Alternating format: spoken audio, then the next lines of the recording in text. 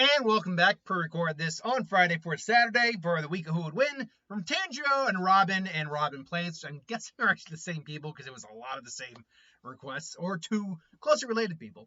We have Marco from One Piece, the owner of I think he's still the current owner of the Phoenix fruit, or I believe it's the Tori Tori no Mi model Phoenix. So the bird fruit model Phoenix, a mythical zone. And Starfire, main Tamaranian of the Teen Titans. Tamaranians are an alien race, orange skinned. I believe they are generally considered a warrior race. Their main ability is similar to that of Kryptonians. They can synthesize radiation and use it and throw it as projectiles, using star bolts as Starfire's abilities are known. Energy attacks, more or less. But beyond that, they're actually able to, usually what they're synthesizing isn't like standard like solar radiation. It's more ultraviolet radiation, at least from the description I was given. But they can, in fact, use it in different ways. They can alter their radiation to certain degrees. An example of this would be that Starfire did, in fact, once weaken a group of Kryptonians, basically having the radiation her star bolts were creating mirror that of kryptonite. But Tamaranians are naturally much stronger than humans. They are capable of going toe-to-toe and throwing hits with Kryptonians, although they're nowhere near as physically strong. But they can throw a punch with a Kryptonian here or there. They can fly extremely fast, and again, fly, and are skilled in hand-to-hand combat, plus multilinguistic, generally very intelligent. They are just a powerful race. Marco was, I believe, the second in command to Whitebeard. Now, of the Whitebeard pirates, the most feared pirates on the sea till Whitebeard's death. And I believe right now, doesn't that make him the current captain of the Whitebeard pirates? Because Whitebeard is dead. Hold on, Marco One Piece. Is he the current captain? Closest confidant to, hold on. Yeah, Marco was the former 1st Division commander of the Whitebeard, once starting as an apprentice crew, eventually became eventually came to be Whitebeard's closest confidant and right-hand man. There we go. Go away.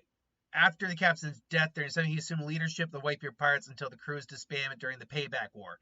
In the years since the disbandment, he worked as a doctor in Whitebeard's home village of Sphinx, following the raid on Onigashishima, during which Marco acted as an ally to the ninja pirate Mink Samurai Alliance. Marco permanently retired from piracy during returning to his duties as a doctor on Sphinx. Marco is a major ally. Okay, so it makes sense too, honestly. I mean, Marco, he seems like a decent enough guy. Would make sense because I don't read the manga, so I had to actually make sure.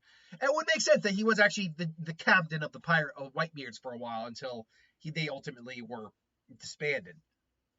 Now, beyond that, though, he is like any One Piece character. He's skilled in piracy for whatever. Of course, pirates in One Piece are very different than pirates in normal history, or Pirates of the Caribbean. Take your pick. But he's skilled sailor. He's also skilled hand-to-hand fighter.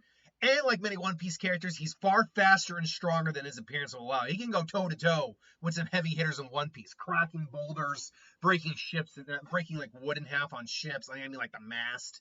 Like, this is a guy who can go trade blows with someone like a Zoro or something like that. At least in terms of hand-to-hand. But you then get into his devil fruit, which brings in a whole new level of, we are in trouble. Because, as I said, his devil fruit, the specialized, call it magical fruit that he ate and gained an ability from, is the mythical type zone, the Tori Tori or bird fruit, special model Phoenix. This allows him to, he can turn both into a Phoenix and has a hybrid form where he's half Phoenix, half man. That's what Zoan users generally are allowed to do. If they're trained well enough with their fruits. But Marco's is the Phoenix fruit. This allows him, if he goes into full Phoenix form, to literally engulf himself in the blue flames or resurrection, as it's described. These flames can essentially heal him from nearly any wound. It's implied it could be any wound, but we've just never seen the full capabilities of it. These flames also are very capable of healing other people as well, though just not as effective as healing them as they are healing him. But that is the problem. That's the best description I've seen of the flames. I have not seen the flames be said to the. I have not seen that the flames can be used for offensive purposes. That they are actually used more for healing than they are offensive purposes. But this is where having a hybrid form comes in handy, because if he goes into a hybrid form, he still has the ability to fly. He still has the healing flames, but now he has more of his humanoid appearance, best used for fighting. And he's a skilled enough armament hockey user to combine that and basically have battlefield control, and then just dip, dive, crash. If he gets injured, heal his body, dip, dive, boom. Oh, you think you can hurt me? I am immortal, pretty much. So yeah, and he's got awareness, observation hockey, which gives him some decent battlefield awareness. So the question then becomes, who wins in a fight here? If we're talking about raw firepower, Starfire has the edge. She certainly does. And in terms of flight, like, she doesn't need to transform to use her flying ability. She can just fly. She's always got access to all her powers. Now, technically, so does he, but he doesn't even, it's not like a Logia fruit where you're kind of always have that element activated, unless you actively decide to not use that. With him, he does have to transform. But he does have the durability and strength to actually probably fight roughly on par with her. She might have the edge, but he wouldn't be a slouch in the combat scenario.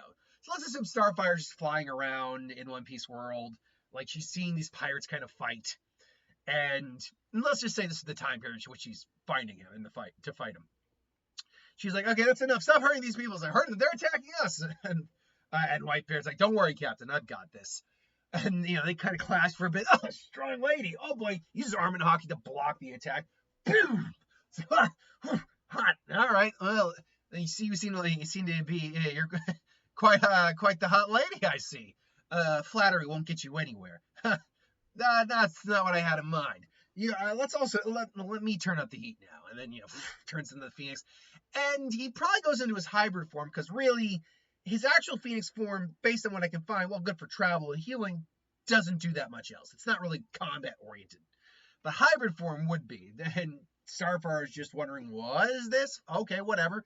And she throws a starbolt, hits him, boom. And his body more or less heals. We don't really know how, energy attacks interact with his form. Like, for example, if his flame body hit water, would it sizzle out? If lightning hit him, would it be stronger than his body? If say, I'm trying to think of if the magna hit it because it's a liquid, would it be or hot or whatever? Would it work? I mean, they're specialized flames, so I don't know if it would be enough to snuff it out. Point being, though, Marco is basically now in hybrid form using his armament hockey, and they're now rushing each other in flight. And now it essentially becomes a battle of attrition. And in a battle of attrition, unfortunately, Marco's got the edge there because he can just recover from whatever damage she does to him. Quite frankly, I don't think she has quite the capabilities to do anything that would be truly life-threatening. Even if she tried to blast his head off, he could just go into Phoenix mode, poof, and then poof, probably do that. I don't see a real clear win for her. But again, this is all predicated on the idea that the starbolts wouldn't do much to him otherwise.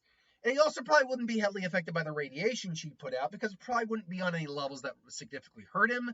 Plus, as far as we know, the Flames of Resurrection, in theory, could heal him from that as well.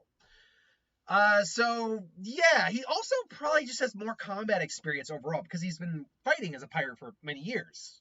That being said, Starfire has fought plenty of powerful foes, so their experience is actually kind of a wash when you break that down.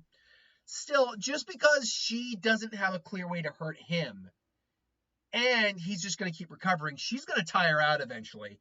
And he's still going to be able to hit hard enough, especially with armament hockey, to deliver a knockout blow to her. And then, I don't know, she wakes up, they explain the situation, okay, let me travel with you, they fall in love, and it's all beautiful. I don't know.